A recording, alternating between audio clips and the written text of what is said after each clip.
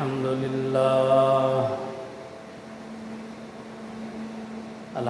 لله نحمده ونستعينه ونستغفره ونؤمن به ونتوكل عليه ونعوذ بالله من شرور أنفسنا ومن سيئات أعمالنا من يهده الله فلا مضل له ومن يضلله فلا هادي له أشهد أن لا إله إلا الله وحده لا شريك له وأشهد أن سيدنا ومولانا محمدًا عبده ورسوله أما بعد فأعوذ بالله من الشيطان الرجيم بسم الله الرحمن الرحيم واتل عليهم نبأ إبراهيم صدق الله العظيم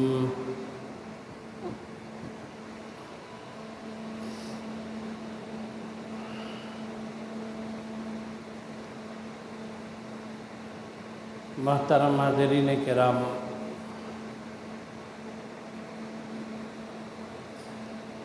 عزیز نوجوان دوستوں، بزرگوں،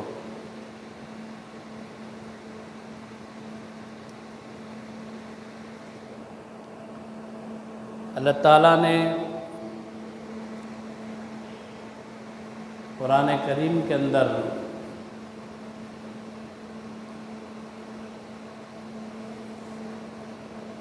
پیغمبروں کے قصے بیان فرمائے۔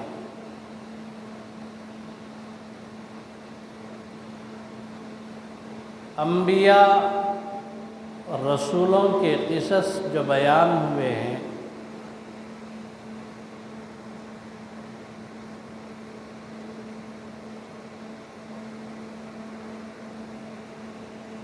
اس کا مقصد ایک ہی ہے کہ اللہ بندوں کو پیغمبروں کی زندگی سے ہدایت کے راستے پر لانا چاہتے ہیں۔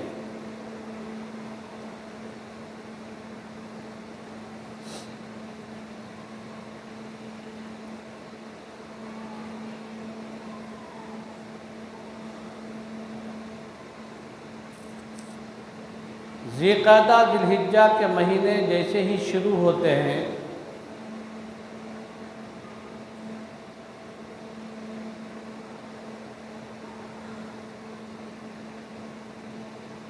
پھر وہاں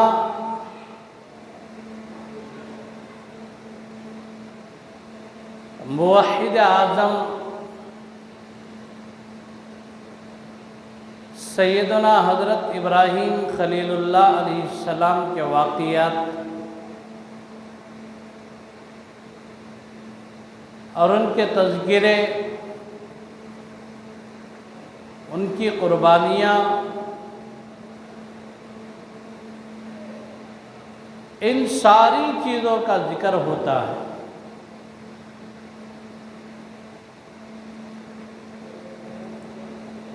اس کا مقصد کیا ہے؟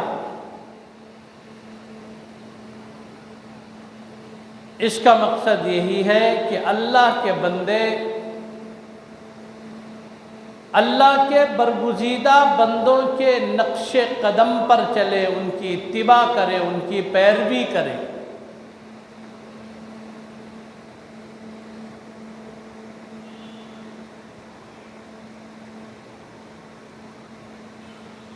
قرآن کریم میں بھی اللہ تعالیٰ نے یہی بیان فرمایا، میرے ان بندوں کی اتباع کرو جو میری راہ پر کامل پیروی کرے ہیں، میرے راستے کی مکمل اتباع کیے ہیں۔ ان میں سے پہلا جو طبقہ ہے وہ حضرات انبیاء و رسولوں کا طبقہ ہے۔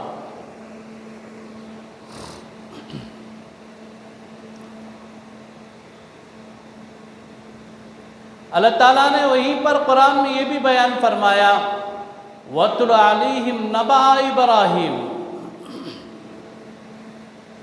پیغمبر پر قرآن کا نزول ہو رہا ہے،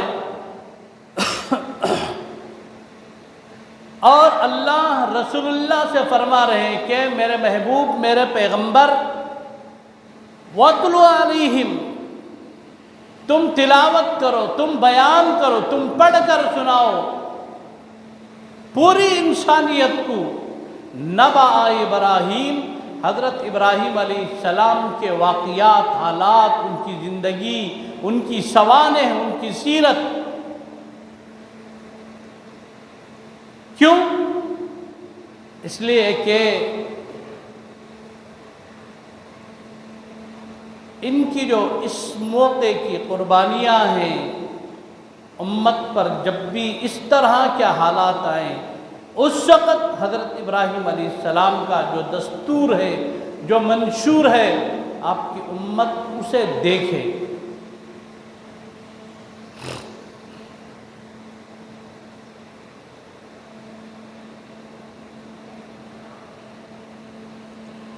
اللہ نے حضور اکرم صلی اللہ تعالیٰ علیہ وسلم پر نازل فرما کر اللہ نے حضور سے فرما دیا اپنی امت کو یہ قصے سناؤ، بتاؤ۔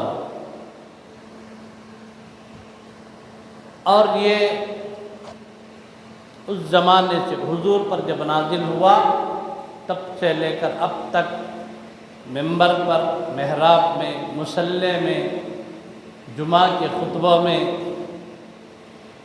اس کے تذکرے ہوتے ہیں، یہ حالات بیان ہوتے ہیں۔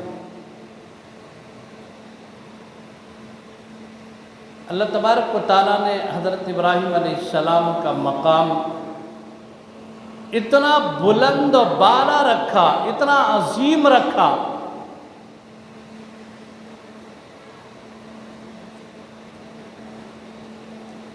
آخر اس کی وجہ کیا ہے؟ اللہ تعالیٰ حضرت نبی کریم صلی اللہ تعالیٰ علیہ وسلم کو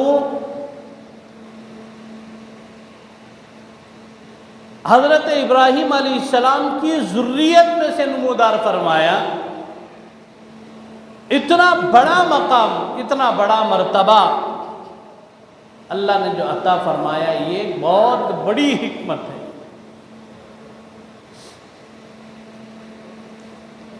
سارے پیغمبر، سارے رسول، سارے انبیاء اللہ کی محبت میں چور چور تھے، ان کے دل اللہ کی محبت سے لبریز تھے، ان کے دلوں کے اندر اللہ کی محبت جاگزی تھی، اللہ کی محبت گھر کیے ہوئے تھی۔ اور جس کے دل میں اللہ کی محبت ہوتی ہے اور جو بندہ اللہ سے محبت کرتا ہے، اس کے مقام، اس کے مرتبے، اس کی بلندیاں ہی کچھ اور ہوتی ہیں۔ معمولی ایک انسان سے اگر ہمیں کسی سے محبت کرے، ایک بڑا آدمی کون کی، اس سے تھوڑی بھی محبت کا اظہار جب کرتے ہیں، اس کے اپنے بس میں جتنا ہے اتنا نواز دیتا ہے، اتنا عطا کر دیتا ہے۔ لیکن اللہ کی جو ذات ہے، یہ وہ ذات ہے کہ ہم اس سے محبت کریں اور وہ اللہ محروم کر دے، ایسا نہیں ہو سکتا۔ انسانوں کی محبت میں نقصان ہے، بے وفائی ہے، دھوکے بازیاں ہیں، لیکن اللہ کی جو محبت ہے اس میں عروج ہے، بلندی ہے، سرخروئی ہے۔ اور اللہ کی محبت جسے مل گئی، وہ بندہ دنیا میں بھی خوش نصیب اور آخرت میں بھی خوش نصیب ہے۔ اب جو بندہ اللہ سے محبت کرتا ہے، اس کی علامت کیا ہے، پہچان کیا ہے؟ اگر اللہ سے محبت کرنا چاہتے ہیں تو پھر مصائب قدم قدم پر آئیں گے، امتحانات قدم قدم پر ہوں گے۔ اللہ کی طرف سے آزمائش ہوگی، امتحانات ہوں گے۔ دیکھنا نا، محبت میں پکا ہے، کچا ہے، منافق ہے یا مومن ہے، اس کی محبت کا معیار کیا ہے، اس کی محبت کی مقدار کیا ہے، کیا حقیقت میں محبت کرتا ہے یا محبت کے نام پر ڈھونگی ہے، یہ بھی تو دیکھنے کا ایک مسئلہ ہے۔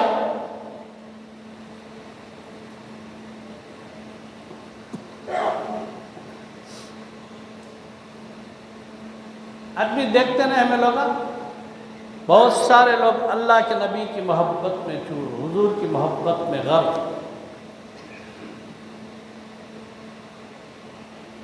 پھر اس کا پتہ کیسے چلے گا کہ واقعتاً اللہ کے نبی کی محبت مل گئی؟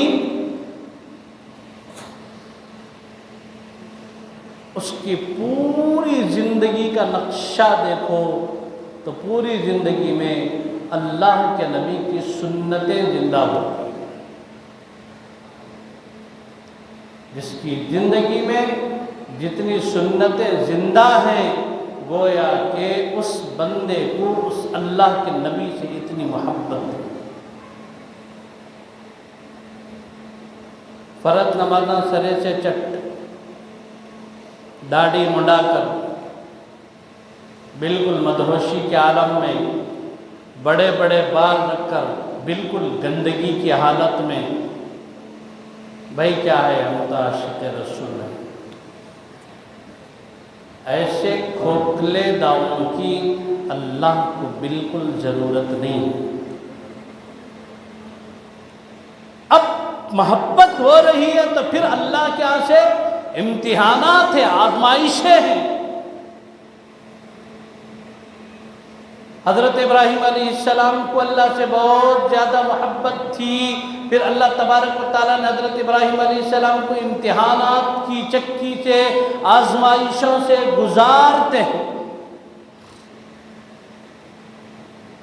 اب ایک سوال یہ پیدا ہوتا ہے، پیغمبر اللہ کی محبت میں چور ہے، اس میں کوئی شک نہیں ہے، لیکن امتحان کا مقصود کیا ہوتا ہے؟ جانچنا ہوتا ہے، پرکھنا ہوتا ہے۔ امتحان کا مقصد جانچنا ہوتا ہے، پرکھنا ہوتا ہے۔ ایک بچے کا امتحان لیا جاتا ہے پڑھانے کے بعد، اس کے علم میں کتنی پختگی ہے، یہ کتنا اچھا یاد کیا ہے، اسے قرآن کتنا یاد ہے، اسے احادیث کتنے یاد ہیں، اس کے پڑھنے کا لب و لہجہ کیا ہے، اس کے پڑھنے کا سلیقہ کتنا اچھا ہے، یہ جانچ پڑتال کے لیے امتحان ہوتا ہے۔ اب امتحان کی ضرورت کسے پڑتی ہے؟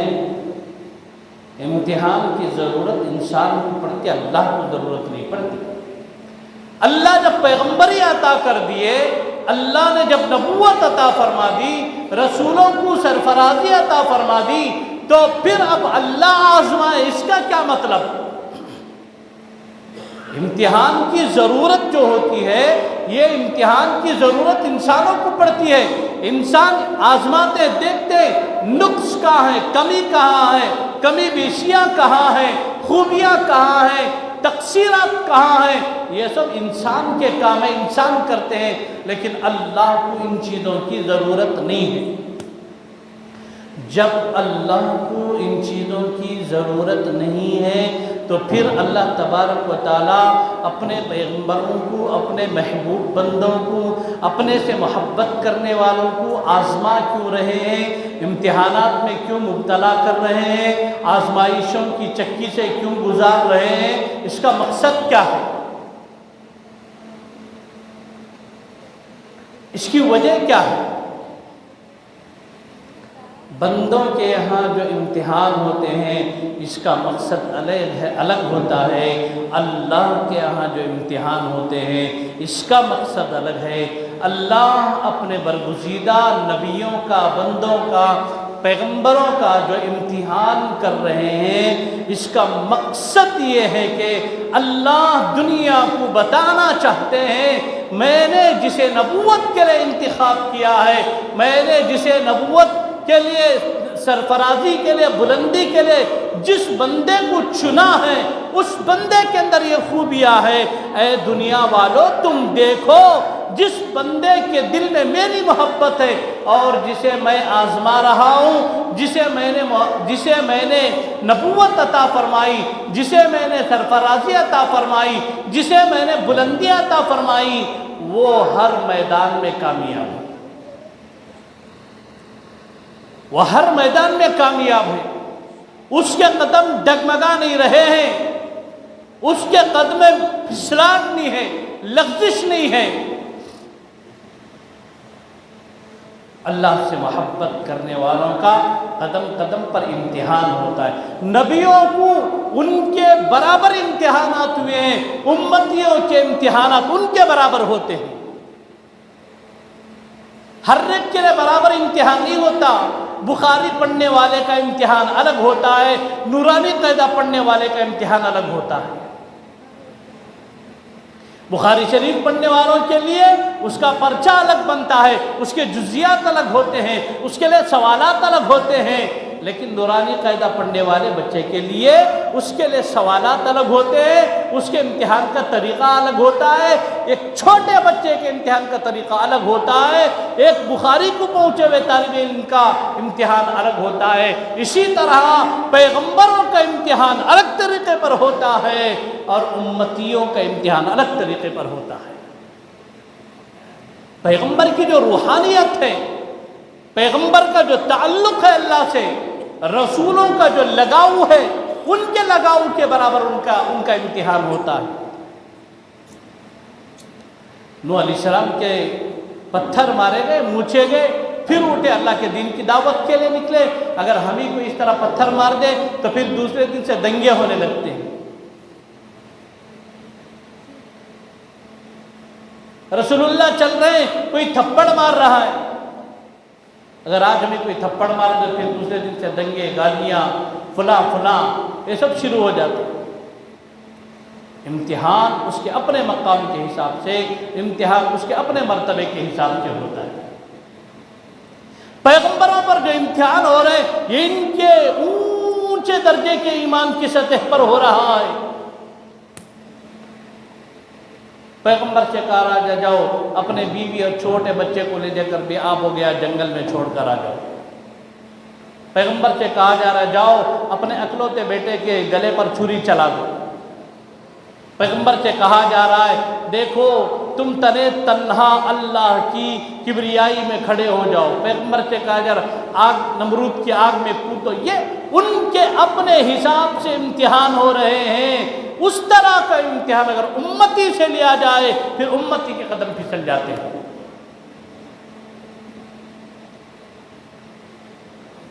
پھر دوسرا جو مقام ہے، جو انبیاء سے محبت کرنے والے اللہ سے بھی محبت کرتے ہیں، رسولوں سے بھی محبت کرتے ہیں، پھر ان کا امتحان، ان کو اولیاء اللہ کہتے ہیں، ان کو بزرگان دین کہتے ہیں، ان کو علماء کہتے ہیں، ان کو مشائخ کہتے ہیں۔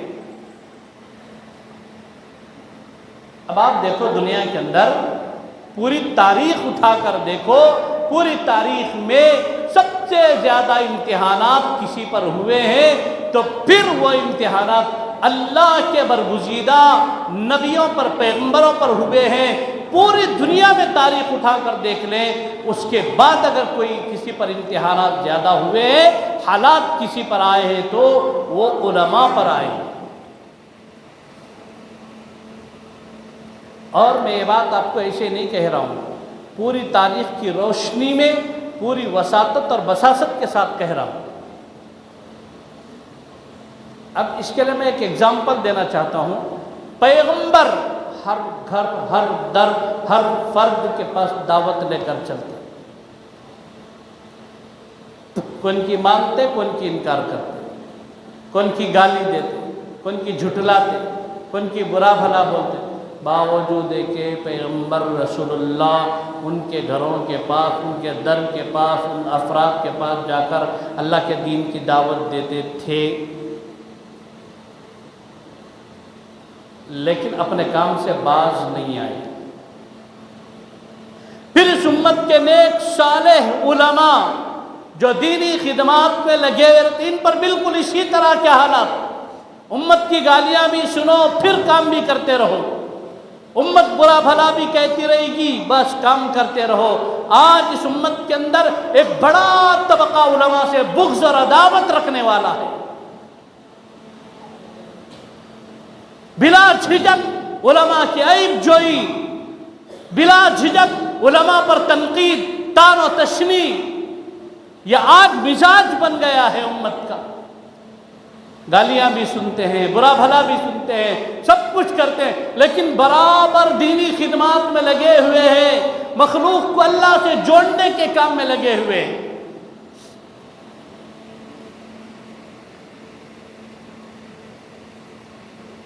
حضرت مولانا پیر طلحہ صاحب،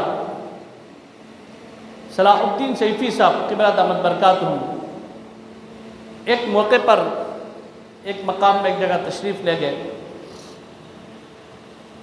اور حضرت کی جو گفتگو ہوتی ہے بڑی نرم و نازک گلاب کے پھول کی طرح گفتگو ہوتی ہے.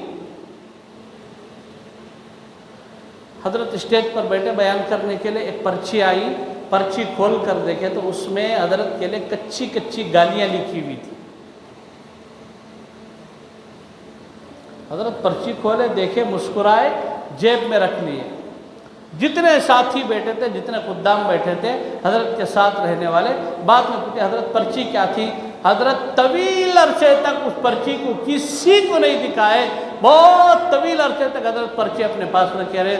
اس کے بعد میں حضرت کے ایک مخصوص ساتھی تھے، ان کو بتایا گیا دیکھو بھئی یہ پرچی ہے جو فلاں اسٹیج پر مجھے آئی تھی. لیکن تھوڑا برابر بھی حضرت کے لب و لہجے میں فرق نہیں آیا. چٹھی آئی، گالیاں لکھ دی گئی، اب ان کو کچھ بولو کس نے لکھا، بالکل نہیں، بالکل اسی طرح کی مسکراہٹ، بالکل اسی طرح کا لب و لہجہ، بالکل اسی طرح جس طرح پہلے گفتگو کرتے تھے، تھوڑا برابر بھی فرق نہیں آیا. بالکل اسی طرح بہترین انداز کی گفتگو، اللہ کے بندوں کو اللہ سے جوڑنے کا جو کام تھا وہ کام کیا، خوب دعائیں کی اور واپس روانہ.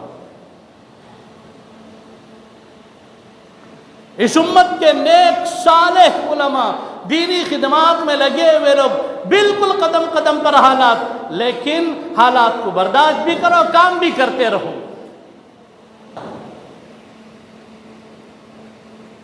اللہ سے محبت کا تقاضا یہی ہے، اگر تم اللہ سے محبت کرتے ہو تو پھر ان ساری چیزوں کو سہنے کے لیے، برداشت کرنے کے لیے تیار ہو جاؤ.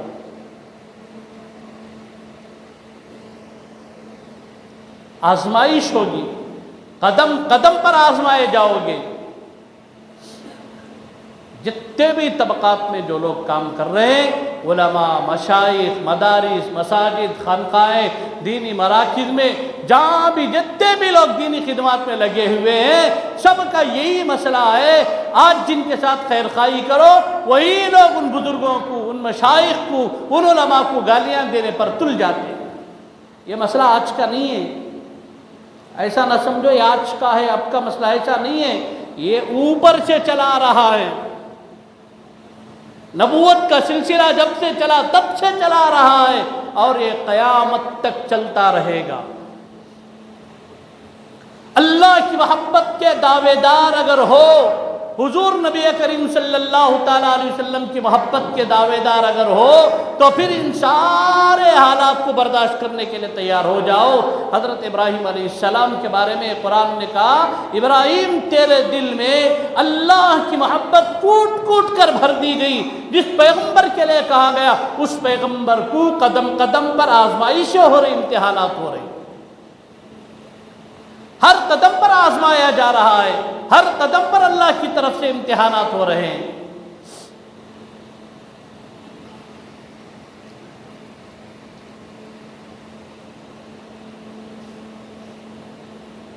حضرت ابراہیم علیہ السلام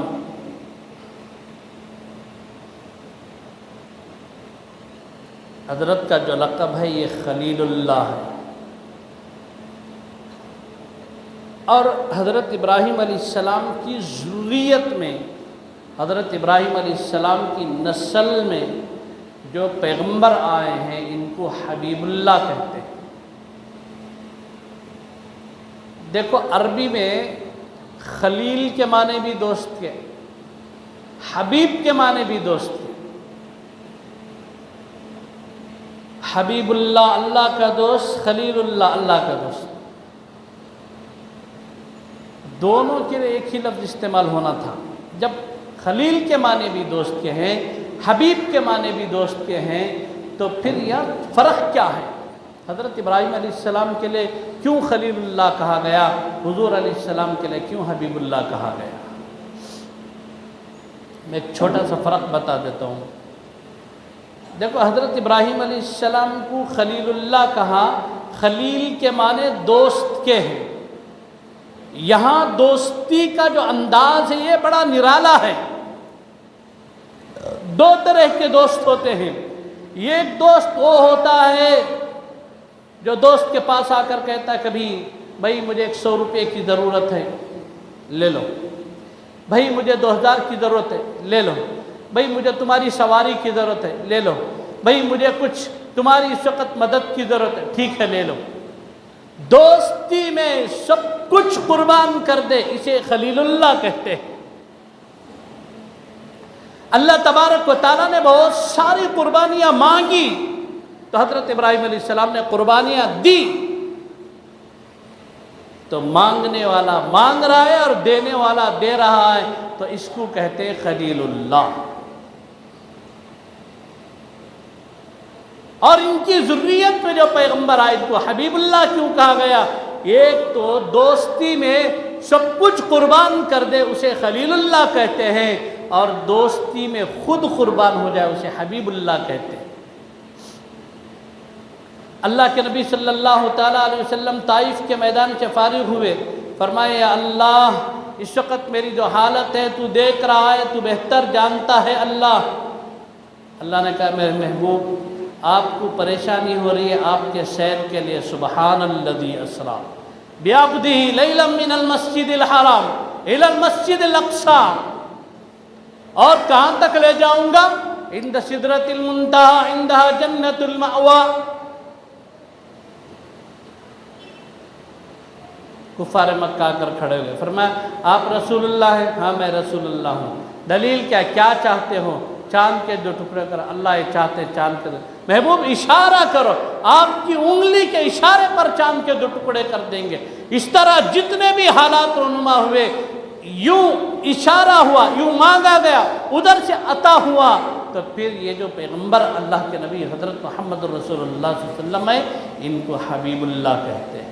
ایک ہوتا ہے خلیل اللہ اور ایک حبیب اللہ۔ یہاں بھی امتحانات ہیں، وہاں بھی امتحانات ہیں، یہاں بھی آزمائشیں، وہاں بھی آزمائشیں ہیں۔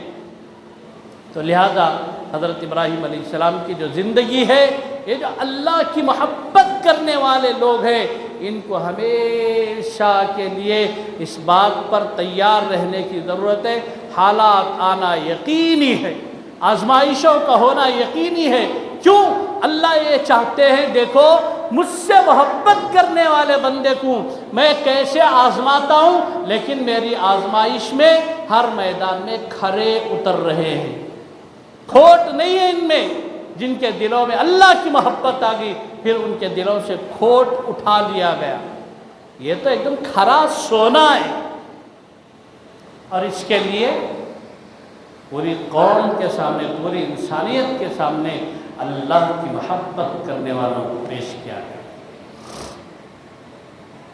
تو حالات جب بھی جیسے بھی بنے، جس طرح بھی حالات آئیں، ہر حال میں اللہ کی محبت کا دامن تھامے رکھیں، اللہ سے اپنا تعلق جوڑے رکھیں، اللہ سے اپنا تعلق بنائے رکھیں۔